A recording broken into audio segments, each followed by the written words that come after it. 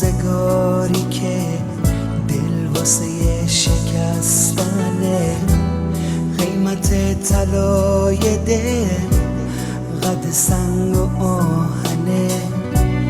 بین این همه غریبه یه نفر مثل تو میشه، آشنایی که تو قلبم میمونه واسه همیشه. تو نباشی چه کسی منو نوازش میکنه، با صبوری با منه دل خسته سازش میکنه. تو نباشی چه کسی منو نوازش میکنه، با صبوری با منه دل خسته سازش میکنه.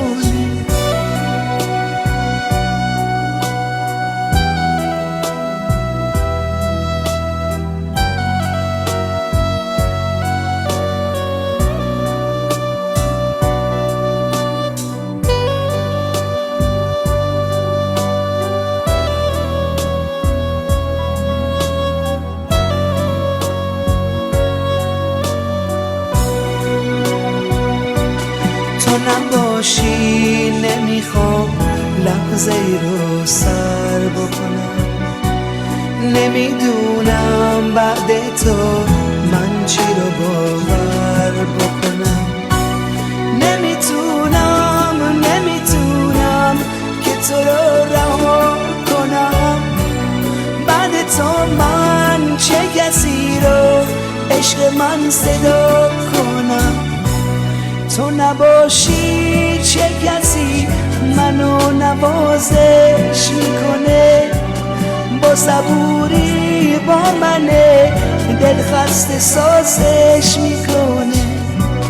تو نباشی چه کسی منو نوازش میکنه، با صبوری با منه دل خسته سازش میکنه.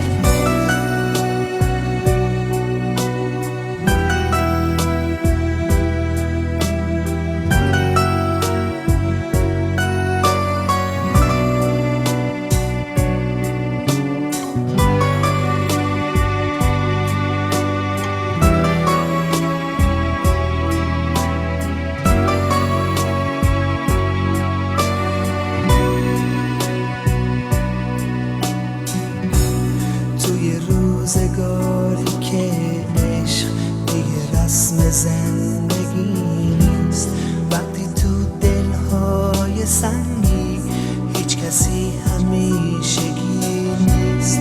بین این همه غریبه یک نفر مثل تو میشه، آشنایی که تو قلبم میمونه واسه همیشه. تو نباشی چه کسی منو نوازش میکنه، با صبوری با منه دل خسته سازش میکنه. تو نباشی چه کسی منو نوازش میکنه، با صبوری با منه دل خسته سازش میکنه.